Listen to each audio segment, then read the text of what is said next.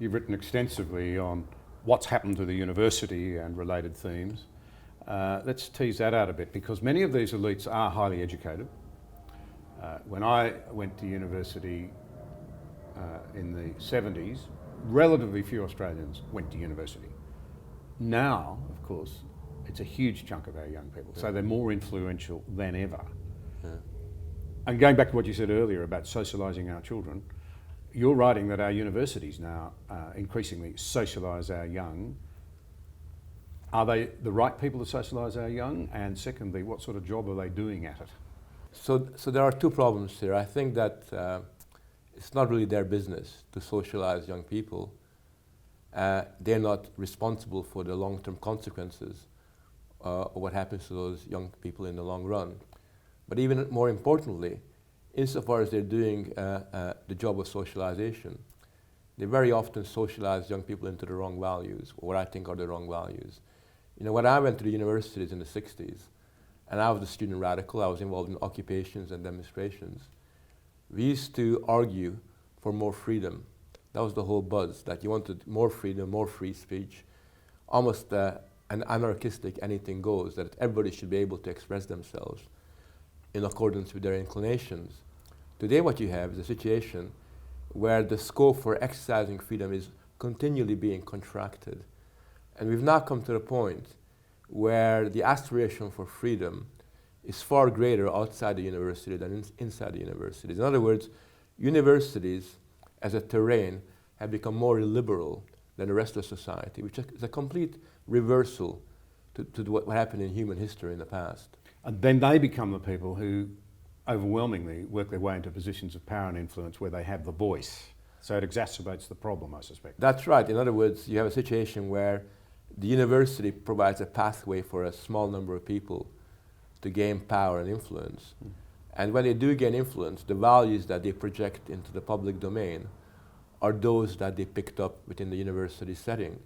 And even more insidiously, you have a situation, and it's very much the same in Australia as in England, where the people that are promoting these values are actually a small minority. But because the rest of the campuses, the other academics, the other students, are either indifferent or cowed, they basically don't resist or protest against that. But nevertheless, as time goes along, they begin to internalize those values that they themselves never believed in the first place, because they only hear one side of the argument. We have 42 universities in Australia. The Institute of Public Affairs did a bit of research and established that only one of them places no restrictions on freedom of speech. Yes, well, that's pretty much the case. I often feel that when I go on campuses and I give my lectures, I often say things that people are shocked by.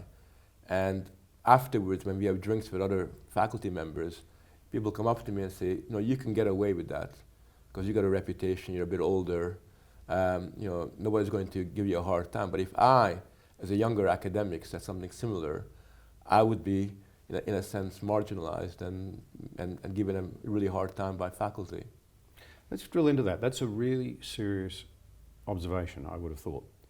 So in effect, what you're telling us is that there are Australian academics who cannot speak their mind, cannot point to those things which they believe to be true for fear of offending someone and then landing themselves in trouble?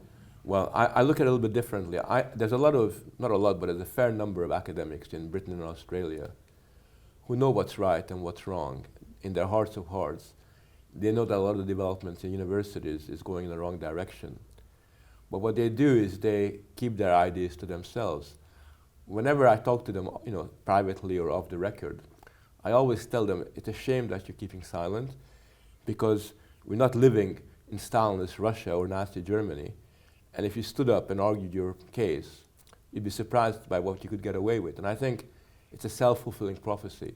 The less you speak out, the more difficult it becomes to speak out. And I still think that it's still possible to have your voice heard. It's still possible to counter some of these influences, even in academia. But unfortunately, people feel very insecure about going on record and doing that. Does that mean then that we're facing the real prospect that whole university courses in very important disciplines are carefully designed though to not offend and to, if you like, stay in the mainstream, not to challenge thinking, but rather to conform and to confirm preconceived ideas that are dominant at the time? Yeah, I mean, it hasn't happened totally yet, but you now have a lot of academics who will no longer lecture on certain topics, who will avoid discussing certain issues in case it offends people, particularly in the social sciences and the humanities. And I've talked to many of them who say, you know, as a sociologist, you know how important it is to discuss suicide. The text by Emil Durkheim on suicide is one of the most fundamental texts in sociology. But because suicide has become a very controversial issue, because we're worried that students might commit suicide because we're discussing suicide, they stop discussing it. And people have stopped talking about, you know, other controversial issues to do with violence and war and rape and domestic abuse. A lot of these things have been to some extent sanitized on many campuses. What sort of mechanisms are used? You've written about this quite extensively to, if you like, almost neuter full-blooded debate and Yeah. avoid the risk of saying things that are offensive. Well, in many campuses you have the idea of safe spaces, where the idea of a safe space is that you're immunized from criticism and from judgment. And in the old days, a safe space was just a room. But in many campuses, you now have whole universities declared to be safe spaces. So that means that debate is almost impossible. You have speech rules, you know, codes of conduct, which means that there are certain words you cannot use. If you use the words, you get done under a particular code of conduct, and you can be kicked out of university or disciplined. And there is a vast variety of legal instruments that have been innovated, which are there to regulate and create a kind of linguistic policing of the way that people behave. And very often, students use a word that an academic thinks is not right, they will be told to change their language or to speak in a different kind of a way, which to me is a real negation of academic life, because in academia is the one place where you're meant to be able to open up your heart and express your ideas in accordance with your inclinations. I think it was John Stuart Mill who said something to the effect that an opinion, no matter how robustly held, is worthless if you haven't understood Absolutely. the opposing perspective and worked out in your own mind why your opinion is the one that you adhere to. If you're simply accepting it as rote learning, it's worthless. It is, and very often, I'm sure you had this experience, you realize the strengths and weaknesses of your arguments when you were forced to debate it and you were forced to account for yourself. And very often, I've been forced to modify my opinions because I realized that there were real gaps in my logic. And I'm thankful to those people whose ideas I disagreed with, that they kind of forced me to realize some of my errors.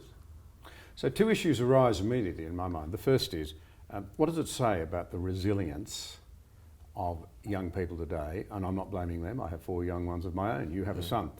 So let's not condemn them.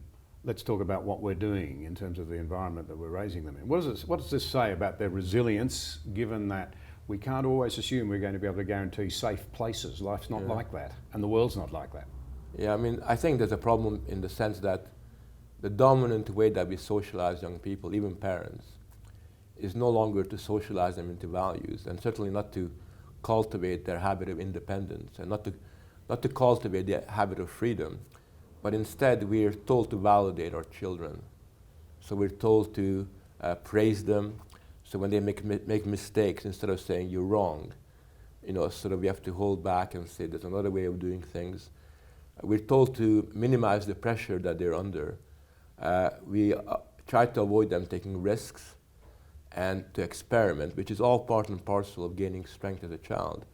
You know, it's through making mistakes, it's through facing challenging situations that you gain your strength. And if you're being validated all the time, if every time you open your mouth as a child, the teacher gives you 5 smiley faces and says good on you, instead of saying actually this really wasn't very good, you need to get your act together. If that's the way they evolved, then it's not surprising that many young people, when they get to be 18 or 19 or 20, become estranged from adulthood. And instead of being young men and young women, they become biologically mature children who find it very difficult to deal with the world. I often make the point that if you talk to 18, 19-year-olds about their problems, they always use this incredibly sophisticated psychological language to describe their predicament. So they say, oh, I'm really stressed, man, I'm really depressed, I need to chill out. It's almost like they read Sigmund Freud to discuss the problems of their existence, instead of saying, well, I had a few problems, you know, but all sorted. So when you begin to think in this kind of therapeutic kind of a way, then you're emotionally more confused and more disoriented to deal with the real hard knocks of life. Thank you for watching this episode. We appreciate your support. If you value vital conversations like this one, be sure to subscribe to the channel there and also click the notification bell to stay up to date with new releases.